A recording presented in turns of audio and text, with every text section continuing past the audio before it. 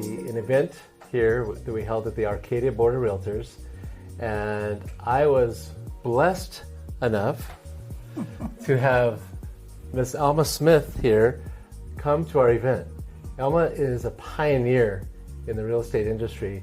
Been in the business for, man, I think it's been 1971 is when you started, right, Alma? No, I started got my license in 1957 and started in real estate in 1960. And I worked for Herbert Hawkins, and Mrs. Hawkins started a real estate for her son that was living in Texas, going to school, so it would be set up when he came home. So we worked out of a house and a phone booth with a nickel.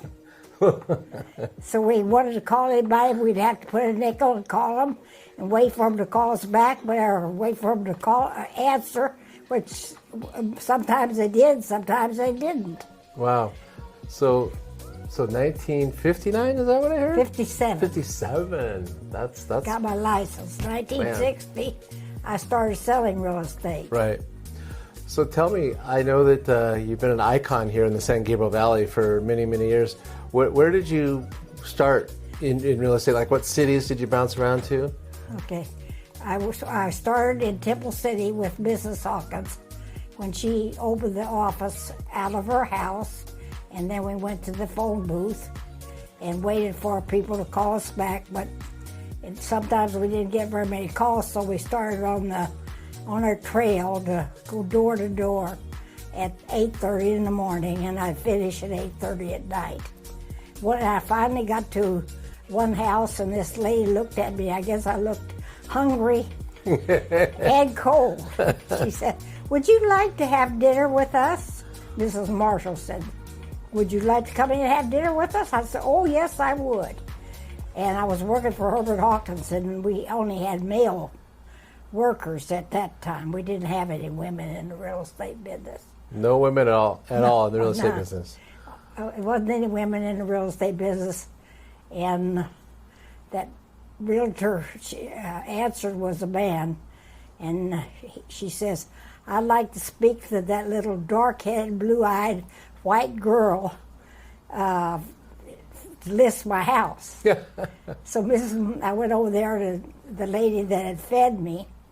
She had me list her house, and I listed many houses for Mrs. Marshall, and finally got her to the top of the hill in Arcadia. Wow, that's something. And how much was that first home that you sold for Mrs. Marshall? $37,000. $37,000. But before that, then I went to El Monte.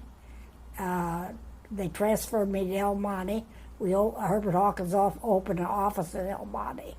And I went to El Monte, and the houses, I sold one for $9,000 in El Monte at that time.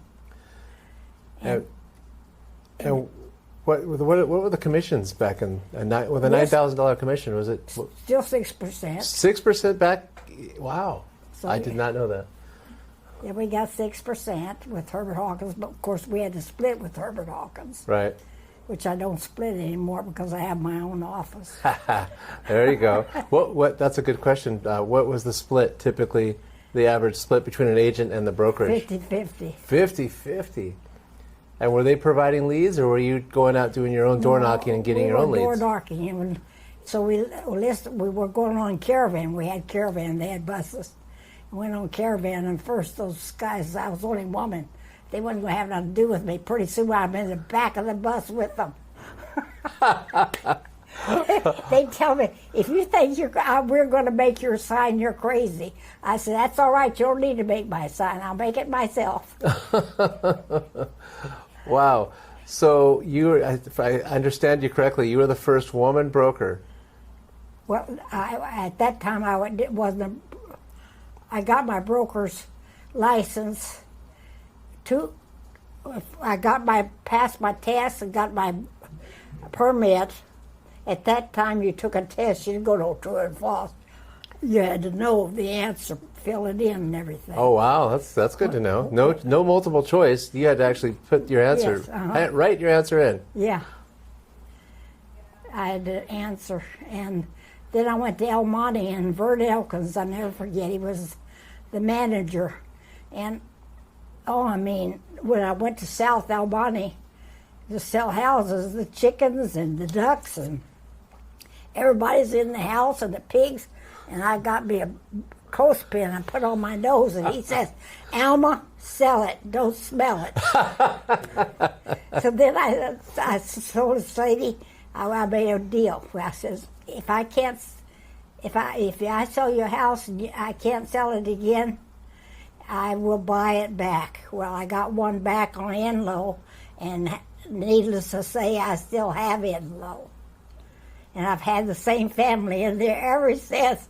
Written from me was from the old man, from the family was young, and then they had the girl that's in there now. And she was born there. She's quite old now, but she's still in the house. So they've been in that house ever since. Oh my gosh! Wow. So how many rental properties do you have, Alma, roughly?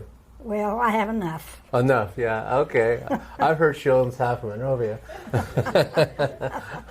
Okay, so tell me. Go ahead. And I have a good manager now. Mm-hmm. I never had one up to now. I manage them all myself, but now I have John, and I have San Francisco who does all the maintenance. So they holler from one to the other and checks on the other. Well, that's good. You got some good people that take care of you. Yeah, they do. Good. I've been blessed. Yes. I really have. Yes.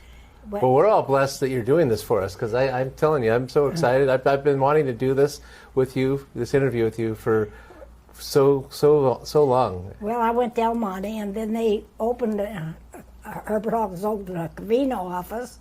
I went there, and then they sent me back to Arcadia office, and then I worked Alhambra office, and then I went to the Pasadena office, and then they kept transferring me around all the time, and Nora and I decided that we're going to open our own office.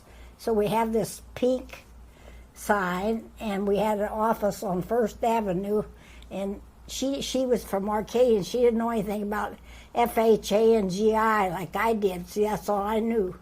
And so she was all scared of it. We're working under her broker's license. And I said, okay, then you just take this office, and you know what you can do with it. And then I went back to Herbert Hawkins in Monrovia.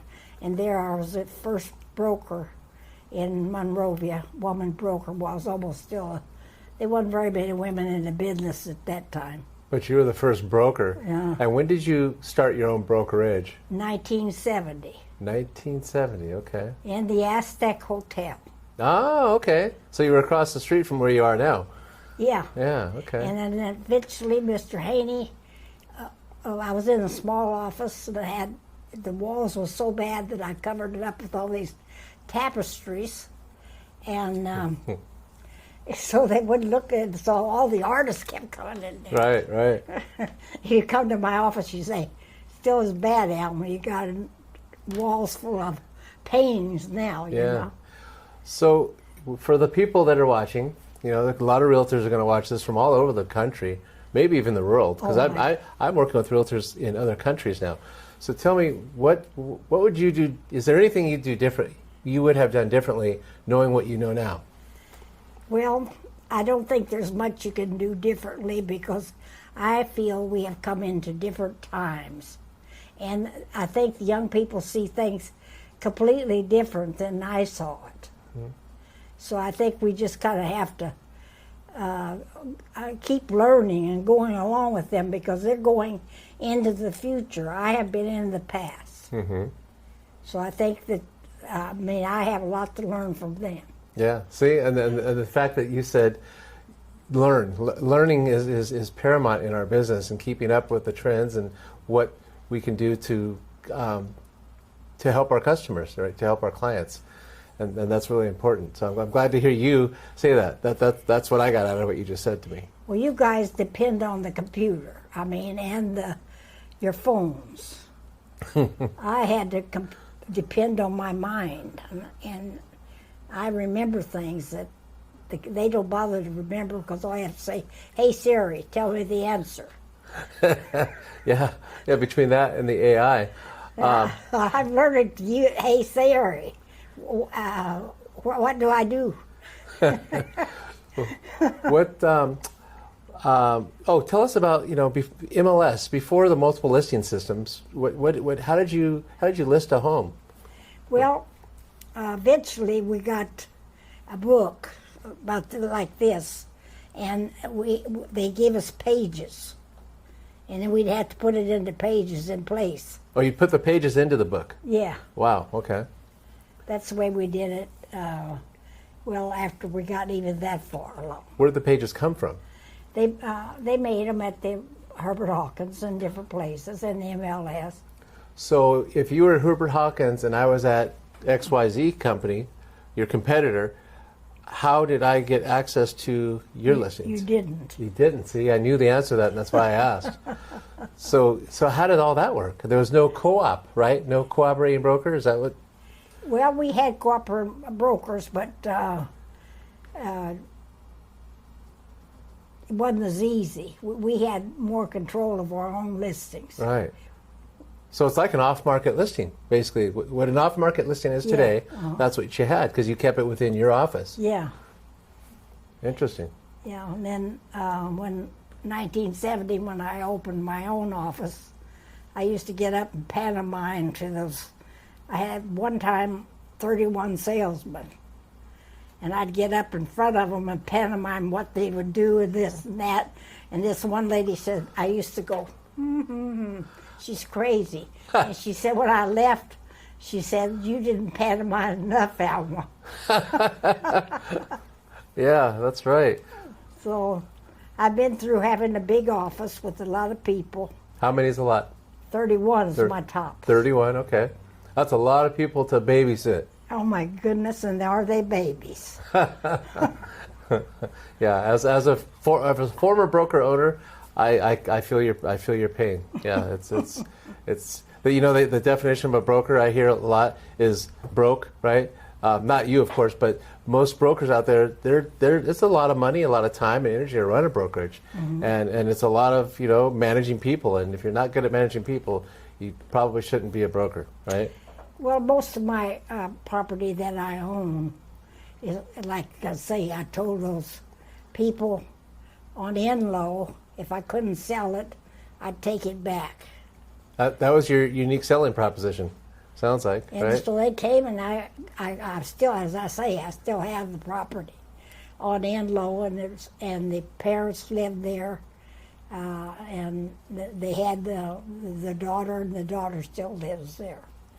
So that has been not much problem to me, but most of the time with tenants, you find a lot of problems. Yes, you do. They don't know how to do anything, I'm telling you. So another good question as a landlady, what advice can you give to people out there that want to manage their own homes, their own rentals? Well, it's a lot of work. And I managed one time 50 different houses, and every one of them they used for an ATM card, which you can't do if you want to. If you get a home to live in, you shouldn't ever refinance it and do anything like that, because that's your home. Yeah. So you should plan on staying away from those lenders, because every time they come out with a lender, he's got to get paid. Yeah. Right. So, I mean, if you can get your money someplace else, don't take it out of your home. So that brings up another question for me is what do you think about the real estate market today? Where's it going, and what do you foresee happening with? Because real estate's cyclical. I don't think we've ever been here before, but you could probably elaborate more on that. Well, I think we're going to see the market go down. I think daily, and I see the money getting higher. I don't think they're going to bring the interest rate down, to my opinion. I think it may go higher. And right now we can't get any loans for commercial. So if somebody had a bunch of cash, it might be a good thing for them to watch buy commercial property. Because they're going to get a good price, right? I think it's not quite there, but it's coming. That's my opinion. And speaking of interest rates, you've been through so many. Like, what's the lowest interest rate you've seen, and what's the highest you've seen? The lowest I saw was 2.5. Okay. That was just recently. Recently. Wow. Before, the lowest when I first started, if you could get an insurance for 5 3/4 back then. Right. But it was an insurance loan. And then I sold real estate when it was 20%. 20%. And then you have to go in the back door to get the front. Well, elaborate on that. What do you mean? Go through the back door to get to the front? Sometimes you take a little bit of a chance. You have to have a buyer that will keep their mouth shut and try to take over the loan. Oh, assume the loan. And if they get caught, they got to come up with the whole thing or they lose it. Because if they call the note, right? Yeah. Yeah. So you do that on the down low, right? They keep it in the original borrower's name, the loan. Yes. The new buyer would just make those payments for that borrower, and the borrower would hope that they made the payments because they don't want their credit to be tarnished, right? And you make sure you carry your commission on paper because so you can help them again when they get in trouble.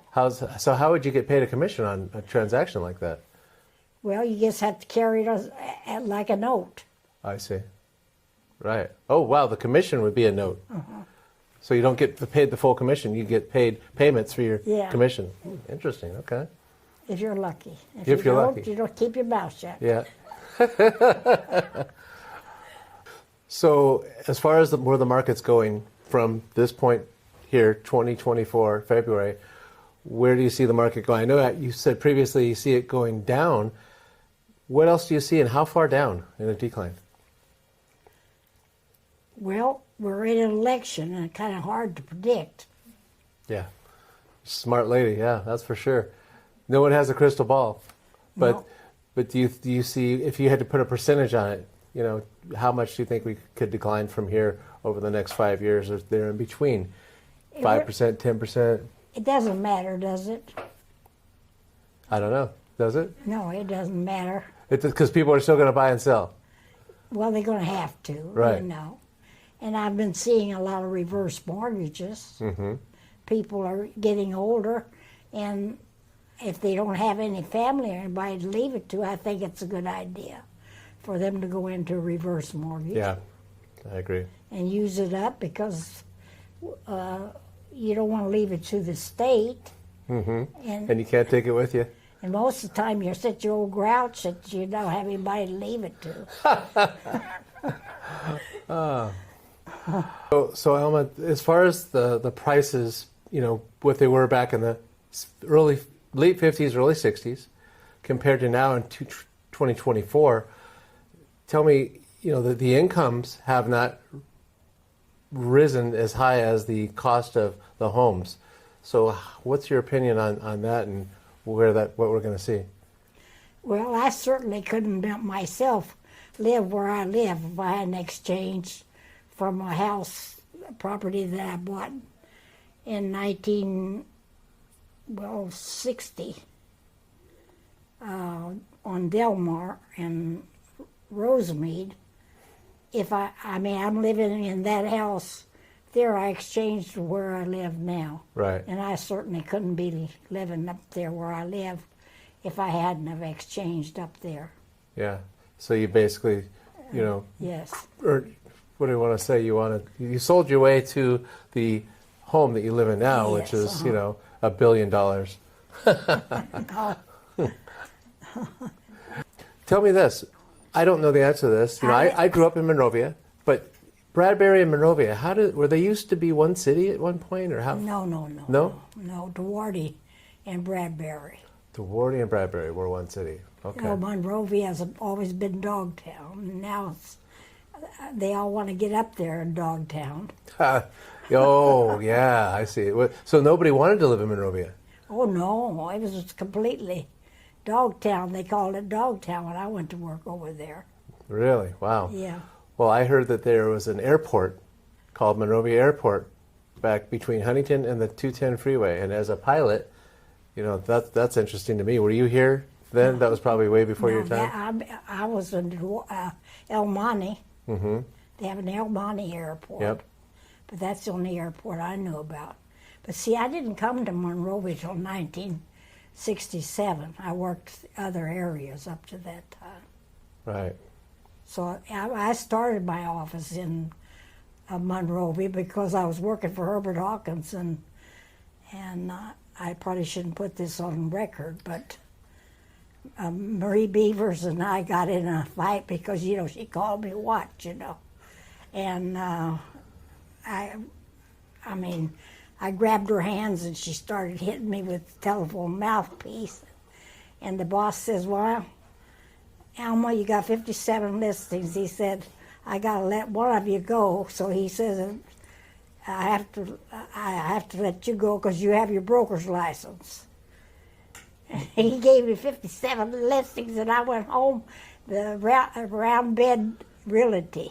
Really? And then he said, wouldn't let me become a member of the board till I had the business property. And then the little lady's husband, that Paul Marshall, that was a roofer, he said, you can put your license in my office. So I put my license in his office, and then I joined the board. At that time, you could be Alma Smith Real Estate or Alma Smith Realtor. But I had to pay $5,000 to become the realtor. And I paid the $5,000 to become a realtor. Wondered why I did, because nobody knows what realtor is, and they all know what real estate is. So did I just hear you say that the Department of Real Estate or the Board of Realtors you had to have a brick and mortar office in order to become a brokerage? Yes. Wow, that's interesting. So then the girl at the board said to me, I think Jim Head's going to be moving out and moving on Myrtle Avenue. He says, why don't you go over and talk to Jim Head and see if you can get his office? Well, I was next door to a barber shop because he was running a barber shop and a real estate office together. So I got the office, and the old barber, he knew Aztec was pretty much for drinking. Yeah. And those guys would come and give me, what. And he'd stand in the door because it was open to my office. And he'd say, just you get out of here. You couldn't buy a free afternoon. That's funny. So back to the brick and mortar office. This is kind of close to me because the fact that I work at a virtual office with no brick and mortar whatsoever. It's a global company with 100,000 agents. What's your thoughts on back in the day where you had to have brick and mortar, and where real estate is going today with not just eXp Realty, but most brokerages, in my opinion, in 5 to 10 years, will be virtual. What are your thoughts about that? I think they're all going home too, and everything's going to be, hey Siri. All right. Well, coming from you, that sounds. I'm going to have to go with that because Alma here has been doing this for a very long time. She's very well respected by me especially, but just everybody that I know. And I want to thank everybody for watching our video. Say bye. Goodbye. I love you all.